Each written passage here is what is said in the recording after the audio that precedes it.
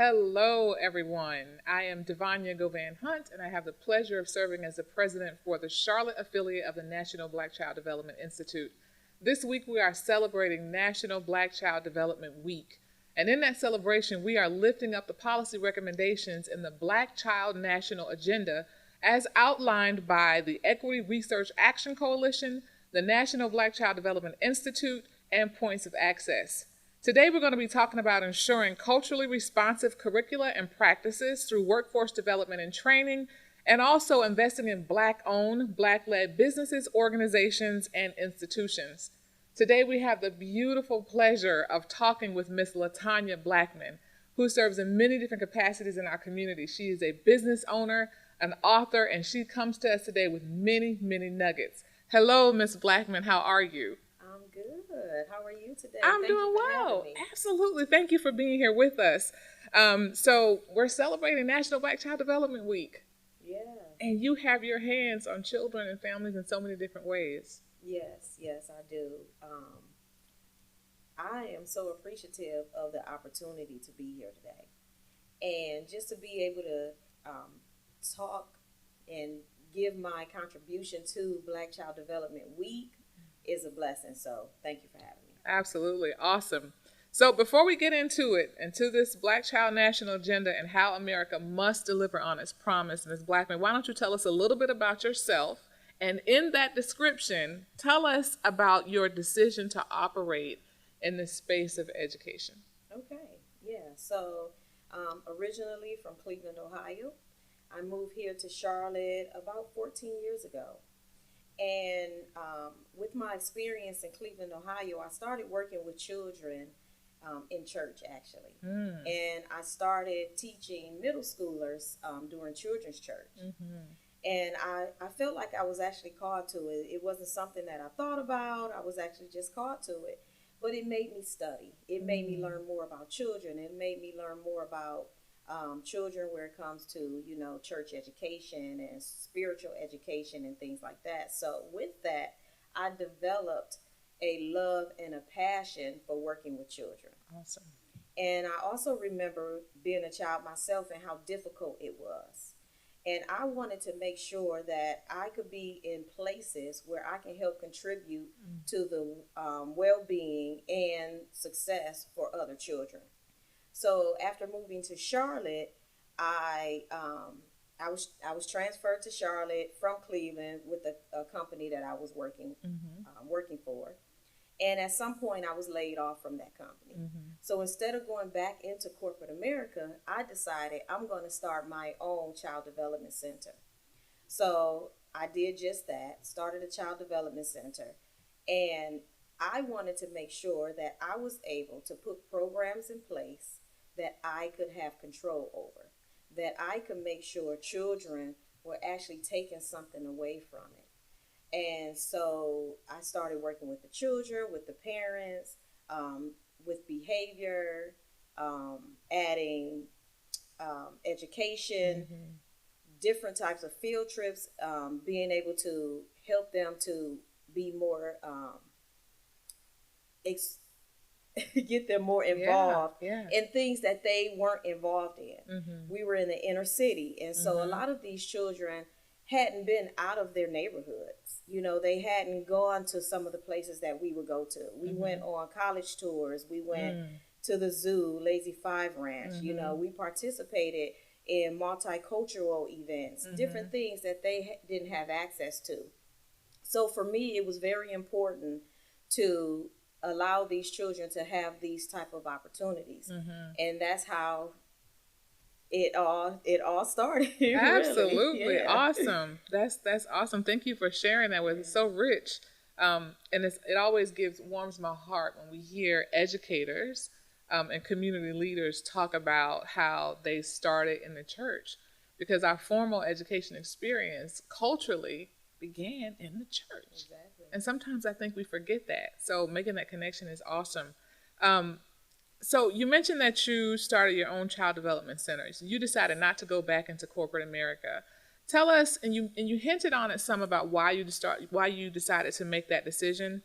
And then you mentioned having control over the experience and making sure that children will offer an experience. You also use the term cultural in your description. Tell us why that's important, or why it's important to you in serving our children and our families. So it's important to me because where I'm from there was not a lot of culture. So the culture was us, which is an amazing culture. However, when you're raised in only one culture, it can cause you to be a little closed-minded. And I can honestly say that in some aspects of life, I was closed-minded. And so I wanted children to have the opportunity to explore in their minds, spiritually, and be able to get out of their community. So it was important that I brought that to the children. Not only could I bring that to the children, but then they could take it home to their parents. Absolutely. So what I hear you describing, Miss Latanya, is developing the whole child. The whole child, exactly. The whole child. And that spiritual part is one that sometimes when we get into the weeds of things and we're in here in the machine and we're working and we're turning, we oftentimes try to carve that piece out, or we forget to talk about it. But going back to your beginning and your decision to move into education, it links back to the church and this whole spiritual thing that culturally we have as a people. So that's awesome. Now, you were the owner, or are the owner, of the Scholar Learning Center? Correct. Tell us about that. So originally, it was Kids Rock Child Development Center. So I operated Kids Rock Child Development Center, offering before care, after school care, and summer day camp. We also did some tutoring within the organization as well. So in 2020, when we entered into this marvelous pandemic, things started to change. The needs of the children started to change. So instead of offering before, after care, and summer day camp, I wanted to focus more on the academics because our children were really suffering and parents did not know what to do.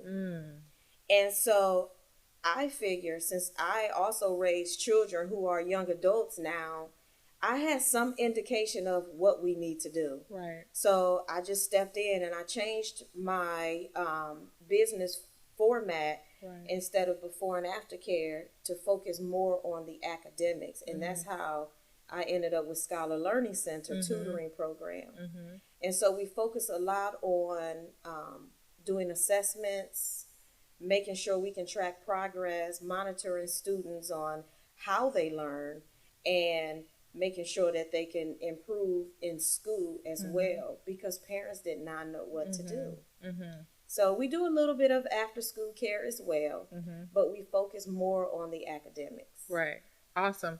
Now, you mentioned assessments, the needs of the children changing, right? So you had the flexibility and the power to be able to pivot to make sure you were meeting that need. And you mentioned assessments and monitoring progress and adjusting your techniques to match how children learn, and not expecting children to learn how the lessons were being delivered, right? So you also mentioned that parents did not know what to do. Based on your experience dealing with all of that, what as a community could we have done differently, or could we be doing differently to make sure that we're meeting children where they are? Because it sounds like that's what you did. Yes, good question. Very good question. Well, and I know this is going to be an unpopular opinion. I think that our younger students should not have been in virtual learning. I was set against it from the beginning, and I'm still set against it. I understand the risk, but the risks haven't changed, and we're going to school. Right. But even with that, our students have suffered so much.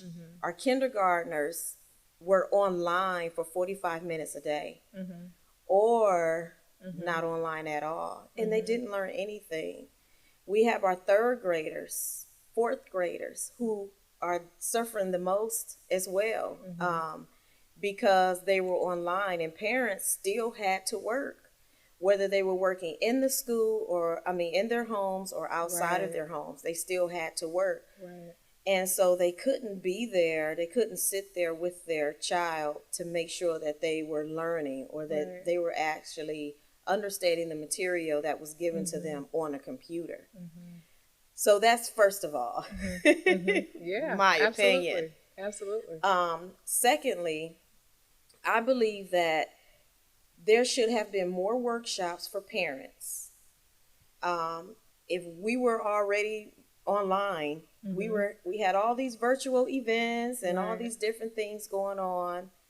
We could have had some more opportunity for our parents, teaching them how they can help their students with their assignments.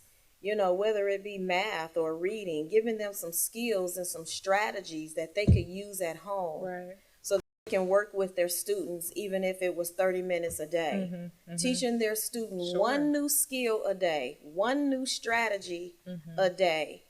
I think if our parents had access to that, that would have made a lot of the difference. Wow. And what you just described, Ms. Latanya, is something that the National Black Child Development Institute upholds, and one of their programs, which is their family empowerment program, and one of their guiding principles outlines that if parents have access to relevant, appropriate material and resources, that they will always make the best decisions for their children. Yes. And the narrative, and you said in your opinion, right, that people had to go, they still had to work. We actually have data, national data, that points to the fact that that families of color, particularly Black and Latin families, were unable to telework, right? So they had to leave the house to go to work, and it was very challenging to be able to sit in front of the computer with their children, and we relied on them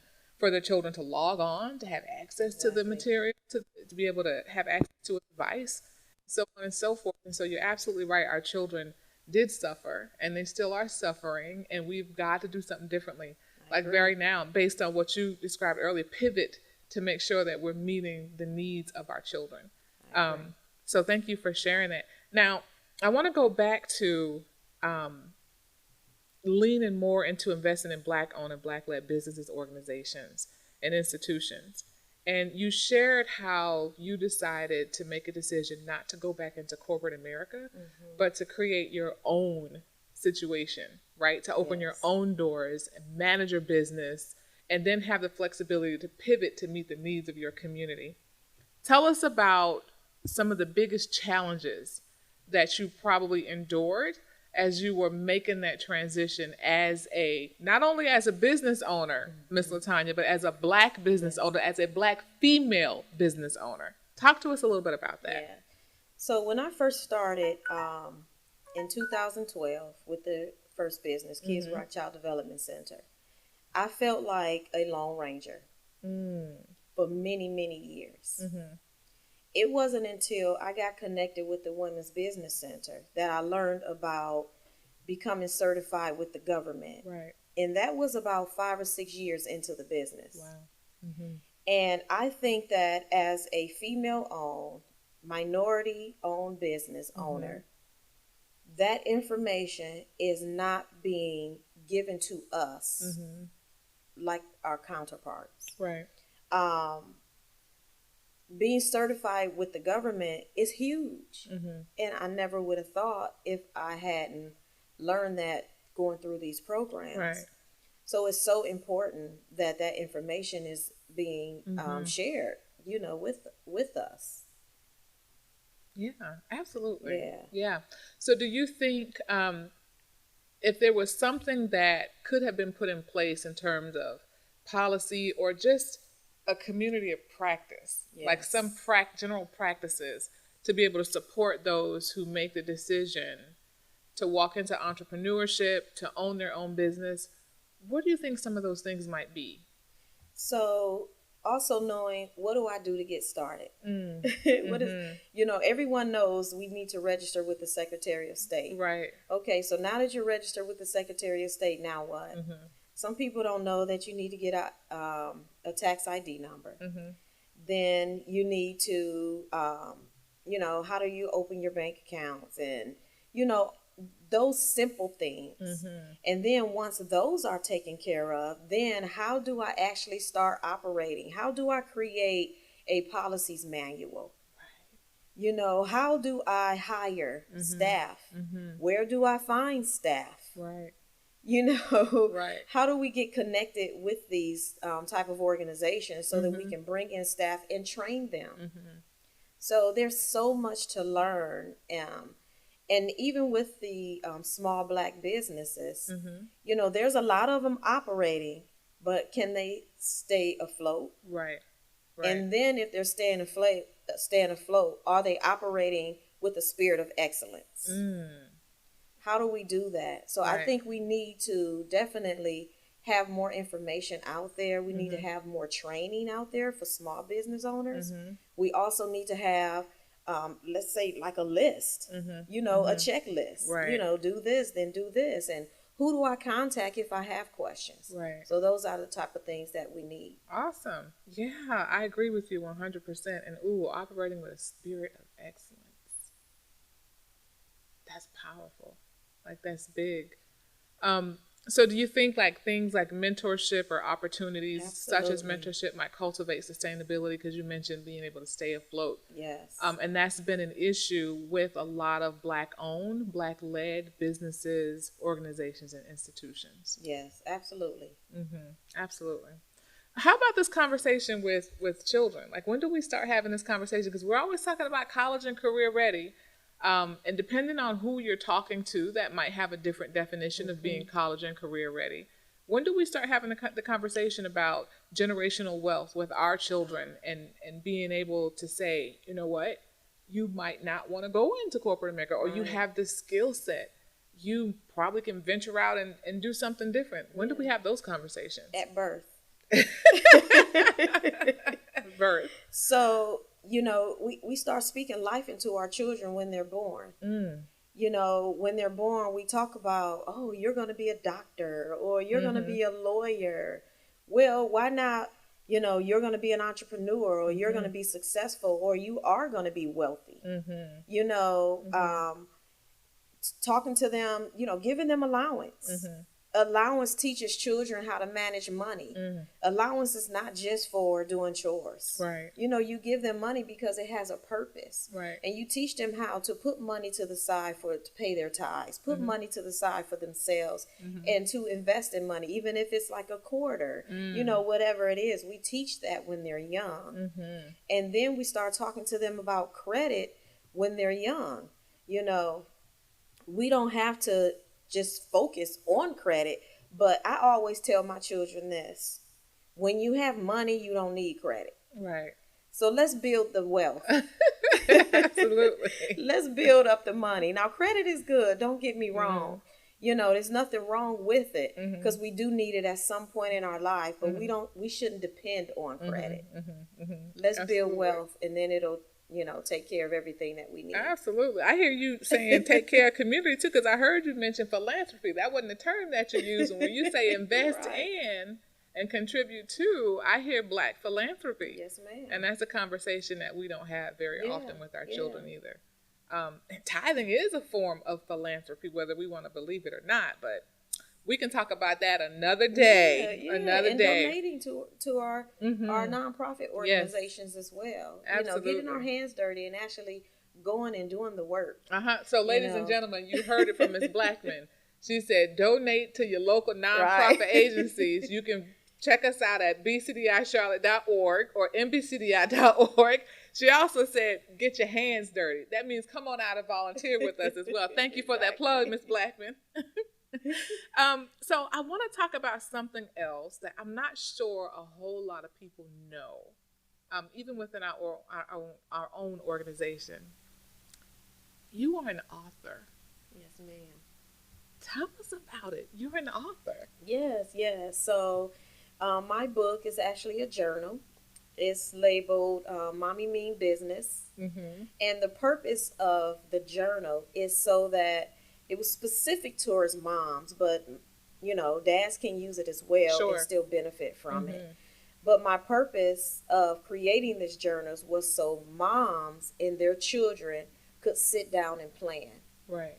And it gives them an opportunity to plan their finances. It gives them the opportunity to plan for their future, plan for the next 3 months. So not only do parents say, hey, in the next 3 months, this is what we're going to do, but children can contribute to that planning process. And children can say, okay, mom, I want to save this amount of money. Or, mom, I want to learn how to make bracelets, Sure. and they can plan that out together. So it builds connection among the family, and it builds that sense of security so that children know that they have a say in their own life. Right. Absolutely. Now, why was it important for you to write this, to put this book together, this journal together? It was very important because I try to live by that same rule. And I will honestly say that I didn't know that coming into parenthood. I had to learn that along the way. And if I can give parents some tools up front while their children are young, then they don't have to try to figure it all out on their own. Right. So, going through that process, like I said, my children are adults now. But if I could have used some of those tools when my children were younger, I think we would have been better off earlier. Awesome. Now I'm going to ask you a question. NBCDI implements the Read to Succeed program, which means that one of the main focuses of that program is to put culturally relevant and culturally rich, appropriate, print-rich material in front of children and on bookshelves and homes so that children can see representation. Yes. Your angle is a little bit differently because it's not written that absolute of the child, but it includes a family, yes, even community. Do you think that families of color, particularly Black women, Black fathers, Black parents, Black families, take the advice differently out of your journal, knowing that it came from someone that might look like them? Absolutely. Why do you say that? Because I could definitely say people of the Black culture in our community, we need to see people like us doing it. So sometimes when we see people who don't look like us, we don't think that it's attainable. But when we see people like us doing it, it's like, wow, it gives us hope. It lets us know that if she can do it, I can do it. And if she has done it, then let me do what she did to get there. Right. And let me follow these steps because she must know what she's talking about. Right. So we definitely see it differently. Absolutely. So representation matters. Representation matters. You heard it, folks. Representation matters. And although it can be considered a part of a curriculum or can be built into a curriculum, right? So ensuring that we have access to these appropriate types, these culturally responsive, appropriate types of curricula or parts of a curriculum, and being able to train people to use as community leaders to be able to use these types of materials, this resource that you created and have out there for the world to use. Tell us why that might be, in your own words, like why that might be important. Do we need to invest more in these types of resources? Do we make it more accessible to our community? What do you think? I think when it's simple and we don't have to read a whole lot of material, to get to the meat of it, we can follow a few steps and then keep duplicating those steps. I think it becomes more relevant and it becomes easier to succeed. For our families. So it's very important that we are providing material where families don't have to take a whole class to learn it, where they can open up a page, follow simple instructions, and then follow a path. Absolutely. So tangible, practical, yes, accessible. Exactly. Absolutely. Awesome. So, Ms. LaTanya, what is it, if you had to pick one thing to leave us with about, that you want people to remember, to know about your journey, because you've got a lot of experiences. And we definitely don't have time to dig into all of them, but maybe there's a part 2 in the future, right? Yeah. What do you want people to know about your journey as a business owner, as an educator, as an author? I would want people to know that I wasn't always here, Mm. that I had to grow into my space, and that's okay. I wasn't taught this from my parents. Mm. I wasn't born into knowing what to do. I didn't have all of the best experiences as a child. I didn't have all the resources available to me, but I found a way to tap into it wherever I had to tap into it. Right. So we don't have to have all the answers. And I want people to know about me that I'm continuing to grow, continuing to learn. And as I grow and as I learn, I'm using what I have and I'm trying to do my best to give it out to other families as well so that they can tap into, their own strengths. Absolutely. And grow from there. Absolutely. That's beautiful. Paying it forward and then using a strength-based lens. Yes. That's what I heard. If I'm wrong, correct me, but I think that's what I heard. Okay. That is what you heard. So, for someone who is, and particularly, and we lift up these things because we are thinking about the Black Child National Agenda. And we do know that there are some systemic things in place that might make it a little bit more challenging for people, for families of color, for people of color to advance through certain spaces. For a person of color trying to build capital, for a person of color trying to figure out how to monetize their gifts and their talents, right? To make sure that it benefits themselves, their families, and their communities. What piece of advice do you leave them with? I would say start somewhere. Start with what you have and do something. Just start moving. And all the pieces will come in place. When it comes to the finances, save what you can. If it's $10 a week, $20 a month, whatever it is, save. Save as much as you can. And pay your bills on time. Don't spend more than what you have. Absolutely. She said pay your bills on time. Because that not only benefits you, it benefits your family, right? Absolutely. Right? Keeping children at the center of these conversations. Ms. Blackmon, how can people find your book? You can find Mommy Means Business Journal on Amazon. I also have some printed copies, so I can be contacted at 980-406-4981, and I can definitely get a book to you. Absolutely. Tell the people one more time, how to contact you.